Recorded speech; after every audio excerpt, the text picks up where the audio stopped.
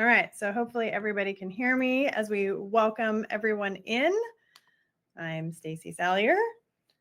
In here, we have the chat feature. I would love to have interaction and hear from you guys. Good morning and hello, everybody. So I do want to let you guys know that I have a moderator on here. Her name is Carissa, and she'll be helping moderate my session for me. So if anytime you have questions, please pop them into the chat. I would love to know. I really love it when it's interactive. And I love it when we get questions and all that kind of good stuff. So sit back, relax, put your phones away, close all your other browsers. I know if you're like me, you probably have several open. We're going to talk about 30 minutes or so about the 3 bottlenecks holding back your PMC and how you can fix them. So let's get started. My company name is Property Management Strategist. For those of you I have not met yet, and I would love to meet you. And you can find me online under my name. All right, so if you guys want to pop into the chat, maybe how many doors you're managing, and if you're a solo entrepreneur or if you've got a team, that would be really helpful. Again, not required, but if you want to do that, it helps me get an idea of who we have here. And let's get started. Okay, so Leslie, oh my gosh, 485 doors. That is amazing. So great job to you. Anybody else want to tell me their door count? And it's okay. Even if you don't have doors yet, that's also good. You can say 0 and you're just getting started because we've all got to start somewhere. Jamie, 107. That's also a really good number. That's where it starts to get a little bit crazy. Kyle from Portland, 80 doors. That's also good. Oh, and you just hired your first full-time employee. Congratulations, Kyle. That's awesome.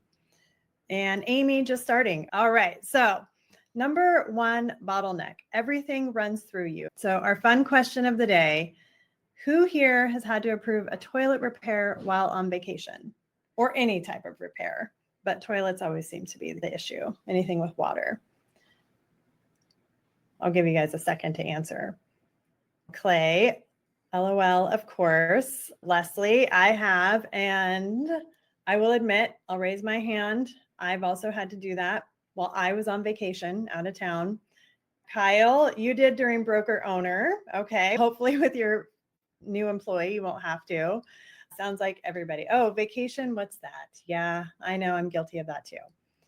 And Clay also defined this word vacation. Guilty. Let's talk a little bit how we can fix that particular bottleneck. Everything runs through you. So symptoms, approving every maintenance call or every maintenance item. Owners are always constantly calling or emailing you, and the team is relying on you for every decision. I have been there. I will admit I was probably our biggest bottleneck in my company when I had it. I was actually even told that by an employee who was probably really brave to have that discussion with me, but it definitely will not help you scale, as we all know. So impact, of course, you're the biggest asset to your company, but if you're the biggest bottleneck, you're also the biggest limiter to your company as well. So strategic fix is, at least in what we're talking about today, is you don't necessarily need more people, you really need more structure. And so something that I realized when I was running my own PMC is that it's really easy to look at your challenges that you're having and just throw people at it. But if we step back and really think about our team structure and maybe our processes, that can actually really do a quick fix. Clay, thank you. I'm glad that you agree. So rethinking the team structure. Even if you're a solopreneur, I do recommend to take a step back and look at, okay, so if everything runs through me, what could I do to offload that? One thing that I do when I'm working with people is I talk about doing a time study, track everything that you're personally doing for 2 weeks. Even if you could just do 1 week, that's helpful. And then go back and analyze that data. And if you're curious about how to do that, it is something I can do with you one-to-one, but you can also just do it by yourself and then make different columns. Everything that you have to do, everything that you don't like to do, that you have to do, and things that you don't like to do, but you don't have to do at the very minimum. And then take a look at that and see what you can offload. And if you do have a team, so for example, Kyle, you just hired your first team member, make sure that you have a really good, clear job description and that you're empowering that person then to make decisions. And I think that's the biggest challenge, especially as a business owner. And I've been there, done that. is you do start to hire people, but you still really want to hang tight to every single process because you know every single owner and you know every single tenant, and it's just easier if you do it. But when you start to empower people to take initiative and make decisions for your company, you'll actually scale quicker. All right. And if you guys have any questions, like I said, put them in the chat. Happy to answer them. And, or if you have any stories of how this relates to you, would love to hear it as well. All right. So number 2, your tech stack is hurting you. What's the one tech tool you're paying for but barely using? I would love to know this answer because I think we're all guilty of it. And especially those of us that maybe just went to NARP from broker owner. It's really easy to wander through the vendor hall and look at all the new shiny tech tools. And of course, now everybody's talking about AI and how you have to use it. And, you know, it's going to change your life and all that kind of good stuff. So we have a tendency to sign up for new tech thinking that's going to solve all of our world problems. Okay, so I'm seeing Lead Simple. Clay apparently has a ton of them. Let's see. Oh, Apply. Okay, so Apply and Lead Simple are very similar. And for those of you who are not familiar, Lead Simple and Apply are both like a process tech stack. What you're supposed to do is have your processes all built out as far as what you're using with your company, and then put them into those systems so that things are automated and it makes your life easier, right? So let's talk about how your tech stack can actually hurt your processes. So symptoms would be no processes, and I'm not sure where you guys are, Jamie and Io, with those, but it can be very difficult to implement something if you don't actually have the processes built out first. Messy communication, or the team isn't using the tools correctly. Okay, I'm going to read Clay's. He said, I had Lead Simple for a year thinking I would self-implement. Nothing for a year. Finally hired someone to help me with it, and that really unlocked its power. And that is very true. So I will back up a little bit on this story for myself because I love to share stories. I think it's relatable to everybody. When I had my company, originally it was just me. So everything was in my head and I knew everything, right? But eventually you get to a point where you're like, okay, I can't keep managing like that. I think I was about 80 doors when I hired my first employee, who was a remote team member in Mexico. So I had written out my processes in Google, but they were like half done because you get busy as a solopreneur. We were using Asana, but it really wasn't very efficient. As time went on, I ended up using Monday.com, and I did hire someone to actually implement it because most of the time when you're an entrepreneur, that's probably not your area of expertise. So I do recommend utilizing your resources. And then I had a remote team member who then took over, and it was her baby. So as a team, we would come up with additional processes and automations, and then she would be in charge of implementing our Monday. Yes, Clay, you are correct. At the core, we need to start with systems and process documentation. So documentation is the number one. You can't really have the tech tool and expect it to just read your mind, unfortunately. So obviously the impact would be frustration, inefficiency, and burnout. And I would also add that it's such a waste of money. If you're paying for the tech ahead of time, but you don't have it built out. I know Lead Simple and Apply are not the least expensive. Even Monday wasn't the least expensive tool to have, just not use it. So it is important to maybe just take a step back, put a pause on it, set like maybe a 90-day goal, take a look at your processes that you already have written out, and then come up with a plan to implement those, put them into your system, and then go from there. But I will always say when I'm working with people is to make realistic goals. Don't just jump in and make unrealistic goals. It doesn't really make you feel any better. So strategic fix is the workflow before the platform, always. And the fix is build a real workflow first. And it's something that we do teach in our community as well. So I'll be talking a little bit more about that as well. And let's see, I'm going to try and catch up with comments here. Clay is having a great time in the chat, which I love. Facts, might as well just light money on fire if you aren't going to implement. That is true. I think as entrepreneurs, I know when I had my business, there were many things that I would sign up for and then not use to its fullest extent. And that made me sick at the end of the year going over through that. And then Kyle, so true. I should have written out way more processes before purchasing. So I will say, if you are in this spot one thing that I recommend is once a week, set aside time. We used to do it in our team meetings. We would set aside 15 minutes just in that team meeting. It was always on our agenda to work on one process for the week. Even if it was the same thing for the entire month, it's what we would work on. And I didn't just work on them myself. So once I had a team around me, I relied heavily on the team member that was in charge of kind of that area to actually be that process person. So again, if you're solo, obviously it's just going to be you, but you can rely on others, like if you joined our community or elsewhere, like NARPM. But once you have that first team member, start relying on that team member to document that process too. And I do recommend set aside 15 minutes a week, and we did it in our team meeting, to review that process and make sure that actually works and the flows work for your team. And then put it into your system. Easy as that.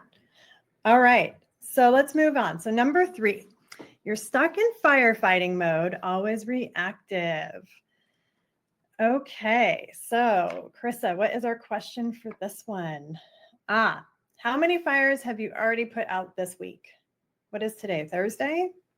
Leslie, 3 for sure. Too many to count is Kyle. Heidi is 4. Deanna lost count. Clay starts more fires than he puts out. I could see that. Beth, 5+. So too many to count after 5. All right. So I will say, and again, story time, it is not fun to be in firefighter mode. We're not technically firefighters. We are business owners, entrepreneurs, and property managers. Now, of course, there's always the funny memes going around that property managers are firefighters, but that's because they're in the reactive mode versus the proactive mode, right? Because if anyone knows anything about firefighting, and if you have an office, a commercial space, most likely in your community, there's rules where once a year, the firefighters walk through your building to check it out. They make sure your fire extinguishers are charged and up to date. They make sure that you're following all the fire code rules, and they do their thing, right? The reason they do that is because they're being proactive to what could happen down the road. Let's say somebody comes by and they light your building on fire. You know, maybe they're mad at you and a fire breaks out in the middle of the night. They have already done their proactive walkthrough, so they know exactly where everything is located, and they can get in and they're not going to get hurt if they've done their due diligence ahead of time. So property management is very much the same. We should be walking through and always having that vision of what could possibly go wrong and how do we look ahead of time. All right, let's take a look. So symptoms would be no proactive planning, clients contacting you first, and your team is scattered. So who has had a client contact you about why their house isn't renting? Anyone? I know I have. And how does that make you feel? Yep, I see a lot of yeses. And everybody has. Everybody. We're all guilty of this because they're stressed out, right? Because their house is vacant. But I'm assuming that it doesn't make you feel very good. And it definitely doesn't make your client feel very good if they're contacting you first. Like, why isn't my home renting? What are you doing? And then when the clients start to do that, they start to lose trust, right? They'll start looking at the ad. They're going to Zillow and they're like, why isn't it number 1 on Zillow? Or I really don't like this one picture out of the 30 beautiful photos you have, so I need that one redone. If we're more in the proactive planning, just for example, this one, we're not going to lose the trust of the clients. Instead, if we have like a system set up with this one, where we have something that goes out to them once a week and it says, hey client, this is how many showings we had, this is how many feedback we got, anything like that's the proactive communication. And it instead builds trust with the clients and they think, oh wow, Stacy's looking out for my best interests. Look at her, like this is really cool. I'm so glad that I now know this information. So let's see what I've got in the chats here. I try to be more proactive with owner communication, updates on marketing, etc. And Deanna, if you have a way that you do that, feel free to drop it in the chat. One of the ways that we did it was we used a showing platform. So we were able to set up automations within that showing platform, and it was really great. it made us look like heroes because it sent like a weekly report. We had it set up to go out every Sunday evening, once a week. And then what we did was we went a step beyond. On every Tuesday morning, I would have our leasing person turn around and forward that report with specific notes from the property manager of what we felt like needed to be done, if anything, for that particular home. And Deanna, yep, Tenant Turner. And that's who we use as well. There are some really cool other platforms coming out too that have some AI in them that do that as well. So anyway, that is a story of an example of what we did. And shifting from reactionary chaos to proactive control by installing a monthly operations rhythm and future focused planning habits. I think that comes from the top, of course, but again, always looking out and ahead. One thing that I used to say all the time, and my team could probably tell you this, is that if you're working in the current month, you're really behind, right? So especially in property management, if you're not already working in the month of May, June, July, then you're behind because we're such a forward-facing business. All right. So Deanna, on larger multifamily properties, apartments.com does a monthly lead report as well that I forward to owners. Oh, that's really cool. And yeah, I didn't particularly use that. I use that because it would syndicate. But if that also works for single family, that may be something you all want to look into. All right. I guess I already talked about this, but the one fix is hold a leadership meeting the first week of every month to set priorities. Pre-schedule owner-client updates so they hear from you before you reach out. And that goes beyond to just the rental things. Nobody wants to just hear from you when it's negative, of course. And build a simple 90-day roadmap to anticipate busy seasons, renewals, and team needs. And I think, Carissa, you had maybe one other question in there. Do you currently hold a monthly leadership meeting, even if it's just with yourself? So I would love to know this, actually. So does anybody on here currently hold a monthly leadership meeting, even if it's just with yourself? I'll give you all a second. Weekly, Ryan? No, but we do weekly staff meetings. That's cool. Bi-weekly? Oh, wow. So 2 leadership meetings a week. That's a lot. I think you guys are in growth mode, maybe. Staff meetings, but not leadership. No staff meetings when we can fit them in. So probably no, but staff meetings when we can fit them in.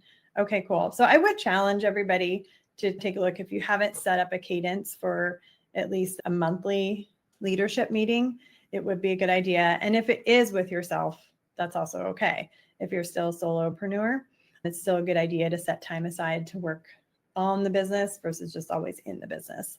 And I'm a huge fan of set agendas. I know my former team could probably tell you that. We just had a very specific set agenda that we always followed. And as my team grew, I put each particular person in charge of their area, and it was on them to report for their particular area as well. But it helped us by doing this because we would always look out forward of our workload, what we had going on. We would discuss if we had holidays coming up, if we had people taking time off, all that kind of good stuff. And Leslie, it looks like you do weekly meetings and a weekly management with remote staff. All right, so I would love to know, actually, just a side note, who on here has remote team members? So you have like boots on the ground in your office, but if you also have remote team members as well, maybe people working either remotely in the US or remotely all over the world. So I think Leslie, I know you do. Oh, Clay, you're in the process of hiring in South Africa. Yep, I had 2 members out of South Africa. Yeah, so I would say one just caveat to this, my free advice is when you are hiring remote team members, make sure that they feel part of your team and that you are including them in all the appropriate meetings as well, because nothing is worse than just having a divided team. So Leslie, you have 6, 4 on the PM side and 2 on the maintenance side. Very cool. Yeah. Yep. So I had 5 remote team members when I had my company. I had more remote team members than I did boots on the ground. All right. So what do the 3 bottlenecks have in common? The real problem, that's not hiring more or buying more tools. They aren't people problems. They're system and leadership structure issues. Not for that to sound negative, but it's not necessarily people, but it's just goes back to the system and leadership, especially when you're newer and you've got maybe a smaller business and you're still doing the property management. When I was in that spot, what I did was I put time on my calendar to really focus on building my business and working on my business, not in the business. So taking a step back from that kind of more reactive mode. Oh, here's our question. Okay, so what's one belief you might need to shift to move from operator to leader? Anybody want to jump in and answer that? I'd love to hear. Letting go. All right. I had to learn that I don't always have the right answer. Letting go, delegation and managing your team, working on the business, not in the business. Trusting. Yep. Okay. Yep. Learn how to not micromanage. Yep. Okay. Yep. Those are all really good for sure. And I think those are very challenging for every entrepreneur. Creating good SOPs. Clay learned if I got out of my team's way, they would do better than I did. Jamie, let go, no longer micromanaging. Oh, and the right people in the right seats. Yeah. So I can definitely say from experience, those were all things that I had to work on personally, letting go and trusting, giving people the autonomy to make the right decisions.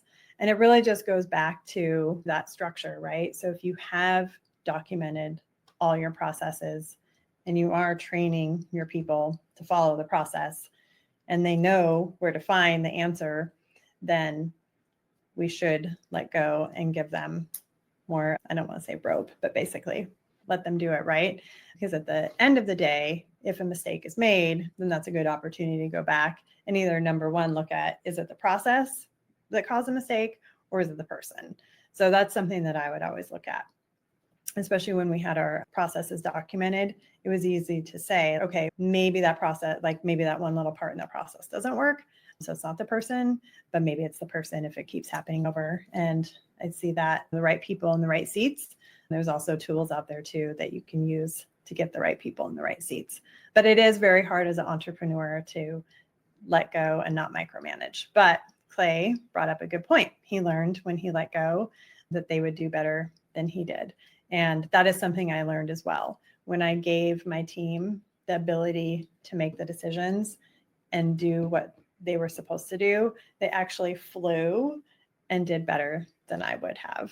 And we all worked together really well as a team. And it was really easy for us to build our business and provide really great experience for our clients and our tenants. Oh, and then that also buys you back your time as well. That is true. And then you can go do something fun or create new things in your business. So it's not always about doing more. It's about doing the right things better. All right. So fixing the bottlenecks, scale smarter. We talked about our step-by-step strategies. So I guess this is the part where I'm talking about my community as well. So I have launched a new community for property management business owners. We actually just had our first live strategy session this week, which was a lot of fun. We're picking one topic. I'm dropping a lot of things into my community for them to use. And I have tools and templates.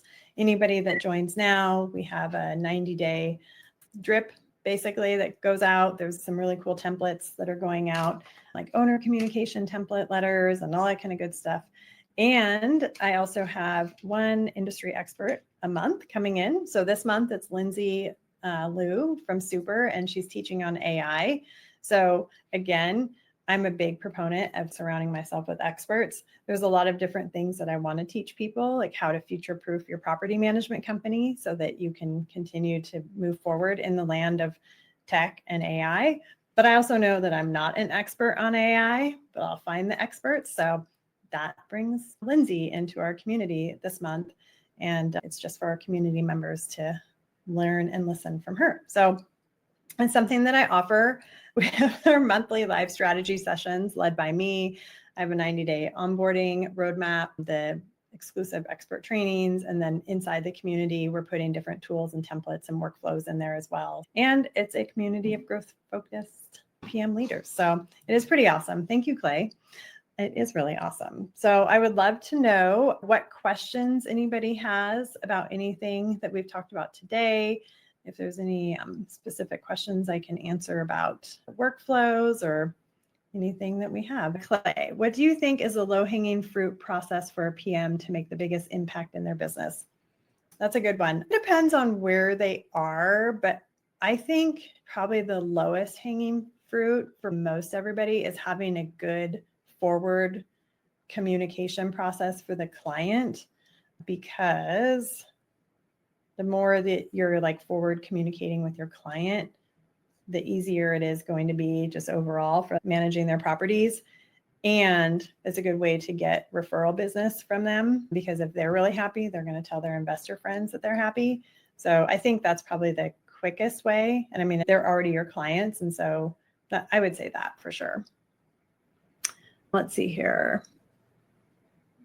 Okay. And then I guess you added, so to start documenting and optimizing. And that's a good way to take control of the conversation. Yeah. If I was going to start with one process, I would definitely make sure that my onboarding process with my clients is like really tight. So we had a pretty tight one that we built over time, but we had a series of template emails that went out to the client. And then one thing that we did that really pushed us over the edge of our competitors in our market was we scheduled a Zoom call, like an onboarding Zoom call with that client, and we let them schedule it. So it was, again, a template email, but it would have our little calendar link in it, and they got to schedule the time that worked for them based on our calendar. And we had a really cool, again, an agenda that went out to them ahead of time. We had somebody on there taking notes, but you could also use an AI note taker if you're solo, but it really kicked off the relationship with that client. And that's a pretty easy process to build out and something that will take your business far in advance. So let's see, is there a common pain point or pain points that your community members are feeling or expressing? I would say our community members really want to just make sure that they got their processes in order. I would say a lot of them are feeling like they have stuff going, probably like most everybody on this call, but they just want to fine tune what they have. And it's a really good opportunity to get to know what else is out there without having to weed through all the weeds. So it's almost a little bit like attending a conference, if you will. When you go through the vendor hall, oh my gosh, there's all these vendors. Who do I use? What do I use it for? So depending on where you are in your business, that's one thing that we're doing in our community, being able to answer those questions. How useful is it to have a pre-scheduled utility and internet set up for your tenant? Oh, that's a really good question.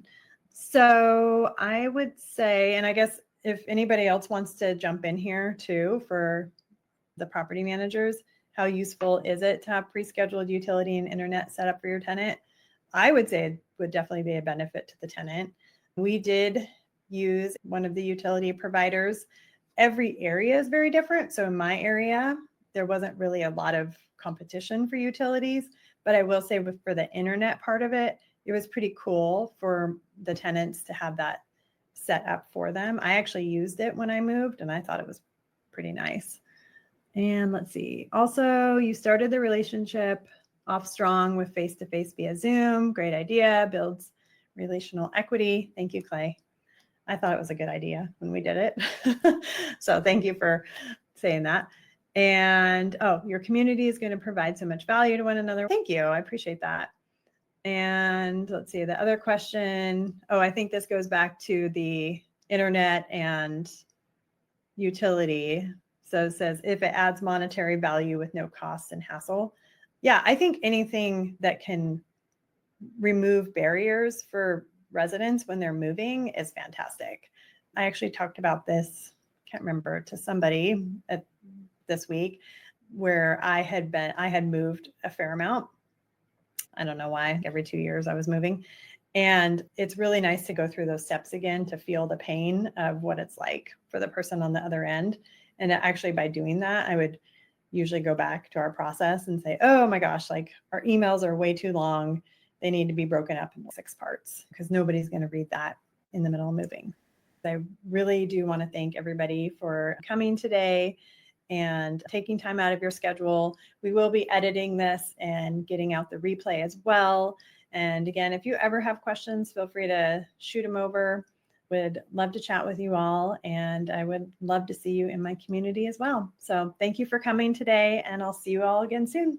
All right, take care.